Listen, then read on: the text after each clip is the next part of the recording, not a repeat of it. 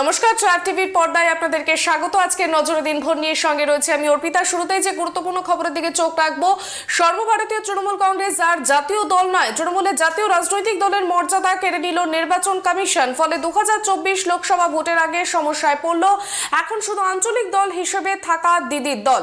মমতা বন্দ্যোপাধ্যায় দলের মতো শরদ পাওয়ারের জাতীয়তাবাদী কংগ্রেস বা এনসিপি ও সিপিআই বা কমিউনিস্ট পার্টি অফ ইন্ডিয়ারও জাতীয় দলের মর্যাদা কেড়ে নিল কমিশন। তৃণমূল আর জাতীয় দল নয়, সোমবার সেই ঘোষণা করে দিয়েছে জাতীয় নির্বাচন কমিশন। যদিও বিষয়টি নিয়ে ইতিমধ্যেই আইনি পদক্ষেপ করার কথা জানিয়েছে তৃণমূল।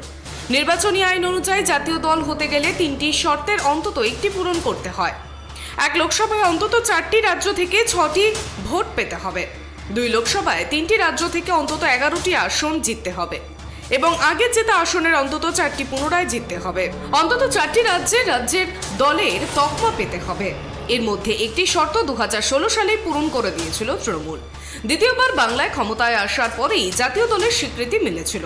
2016 সালের সেপ্টেম্বরে পশ্চিমবঙ্গ, ত্রিপুরা, অরুণাচল ও মণিপুর প্রদেশে রাজ্য পর্যায়ের দল হিসেবে স্বীকৃতি পাওয়ায় তৃণমূলকে জাতীয় দলের মর্যাদা দিয়েছিল কমিশন। সে সময় লোকসভার ভোটে 4টি রাজ্য থেকে 6% ভোট পেয়ে সংশ্লিষ্ট রাজ্যের রাজ্য দল হিসেবে স্বীকৃতি পেয়েছিল মমতা বন্দ্যোপাধ্যায়ের দল।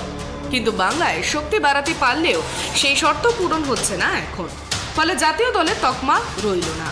অন্যদিকে এই বিষয়ে বিজেপির সর্বভারতীয় সহসভাপতি তথা সাংসদ দিলীপ ঘোষ জানিয়েছেন, তৃণমূল সংবিধান মানে না, পার্টিটাকে সম্পূর্ণ ব্যান করা উচিত।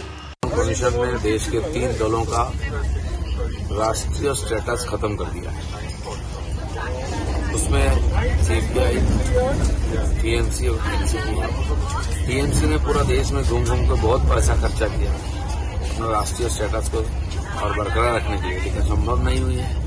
एक आध बार किसी प्रदेश में वोट जरूर मिला होगा, लेकिन उसको कंटिन्यू नहीं कर पाया, क्योंकि बंगाल में जिस प्रकार उनका ये कानून व्यवस्था का चरमरा जाना, प्रशासन टूटना और हिंसा और भ्रष्टाचार की राजनीति पूरा देश को मालूम हो गया है।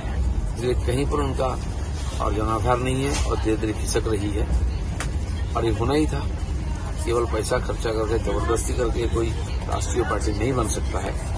आज की परिस्थिति में बिना विकास के कोई पार्टी अपना अस्तित्व संभाल के नहीं रख सकेगा। इससे सीख लेना चाहिए, नहीं तो और भी आगे और खराब स्थिति होने वाला है। 2016 সালে জাতীয় দলের তকমা পায় তৃণমূল। তখনও পর্যন্ত নিয়ম ছিল প্রতি বছর 5 বছর অন্তর কারা তকমা পাবে আর কারা পাবে না তা ঠিক করবে নির্বাচন কমিশন।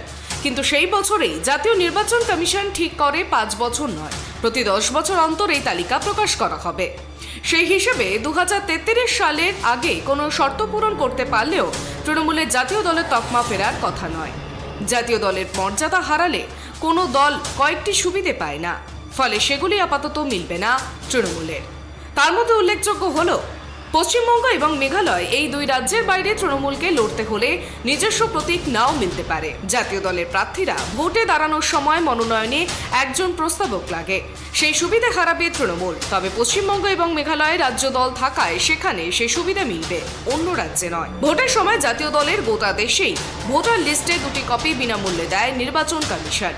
সেই সুবিধাও শুধু পশ্চিমবঙ্গ ও মেঘালয় পাবে তৃণমূল। রাজধানী দিল্লিতে জাতীয় দল জমি বা বাড়ি পায় দলীয় দপ্তর বানানোর জন্য, সেই সুবিধে থাকবে না তৃণমূলের। যে কোনো নির্বাচনী সময়ে জাতীয় দল 40 জন তারকা প্রচারক রাখতে পারে। গত ত্রিপুরা বিধানসভা নির্বাচনের সময় তৃণমূল সেই সুবিধা পেয়েছিল, কিন্তু তার মিলবে না।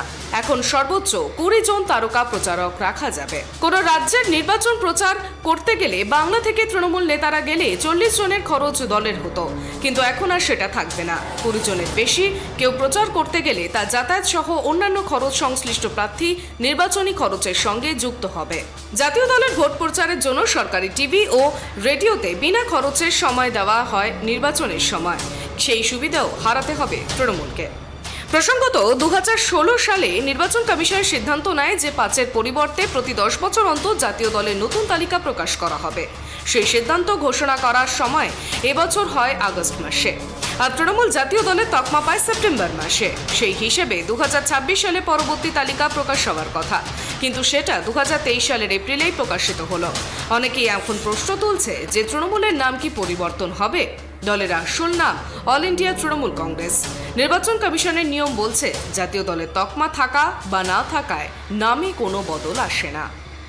Bureau report, tribe TV.